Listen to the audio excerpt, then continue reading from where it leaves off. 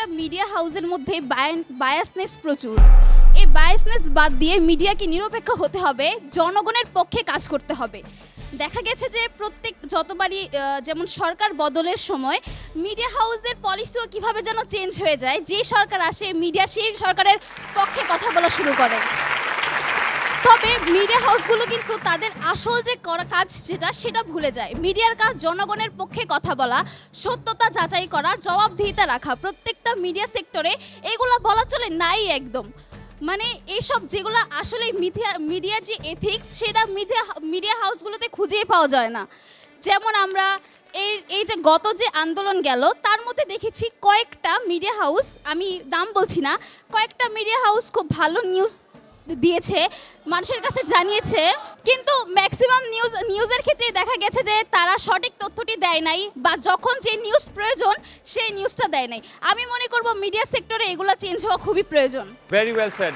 আর কেউ আপনি দেখবেন বিটা অনেকটা হচ্ছে বায়াস থাকে, যেই গভর্নমেন্ট থাকে, কিন্তু এইটা তো হওয়া উচিত ছিল না। একটা রাষ্ট্রীয় চ্যানেল, তারা কাদের কথা বলবে? রাষ্ট্রের মানুষের কথা বলবে। এইখানটাই পরিবর্তন করা দরকার। এই যে চ্যানেল 24, যমুনা টিভি কিংবা প্রাইভেট যে চ্যানেলগুলো আছে, তারা কাদের দেখে শিখবে? জাতীয় টিভিকে দেখে শিখবে, রাইট?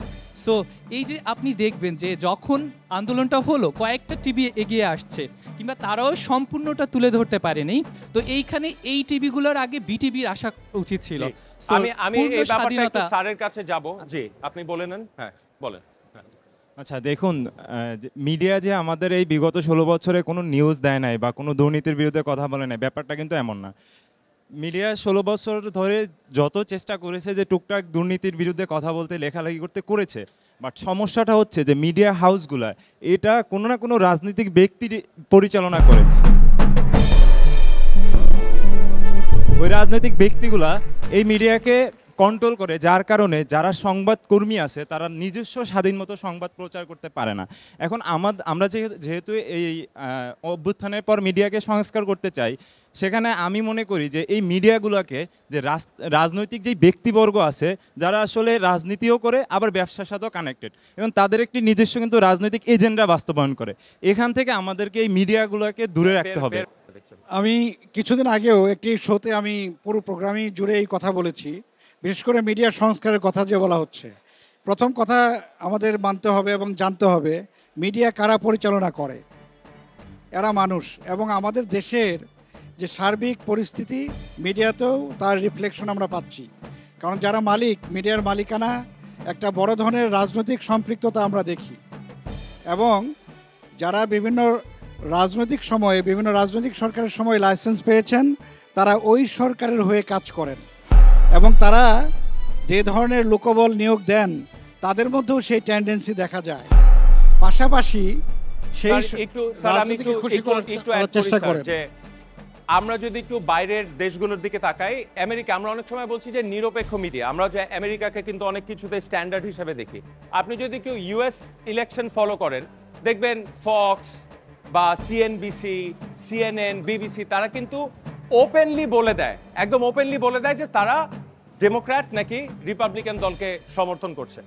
তো রাইট, আমি আপনার কথাটা বুঝতে পেরেছি। প্রথমে হবে যে টলারেন্স লেভেলটা, আবারও যাই, আমাদের সংস্কৃতি এখনো অতটা ওপেন না, আমরা এখনো মানতে পারি না। আমরা যেমন এখন আমি যদি একটু বলি যে গত সরকারের বিরুদ্ধে অনেক আন্দোলন হয়েছে, কিন্তু অনেক মিডিয়ায় এখন ইচ্ছা করলেও কিছু ভালো কাজ যদি হয়ে থাকে তার কথা অনেকেই বললে সেটা গ্রহণ করা হবে না, কারণ আমাদের টলারেন্সের লেভেলটা বুঝতে হবে। এই বিষয়টি আমাদের জানতে হবে। উনি ঠিকই বলেছেন, বিশ্বব্যাপী কোথাও কোনো দেশে মিডিয়া নিরপেক্ষ নেই। তাই বলি কি আমরা নিরপেক্ষ হব না? অবশ্যই আমরা নিরপেক্ষ হওয়ার চেষ্টা করব যতটুকু হওয়া যায়। যেমন নির্বাচনের নিউজ মানেই মনে হয় যে একটা না একটা পক্ষপাতিত্ব, সেই বিষয় থেকে আমাদের বেরিয়ে আসতে হবে, সেই ধারা থেকে আমাদের বেরিয়ে আসতে হবে। আসার উপায় কি?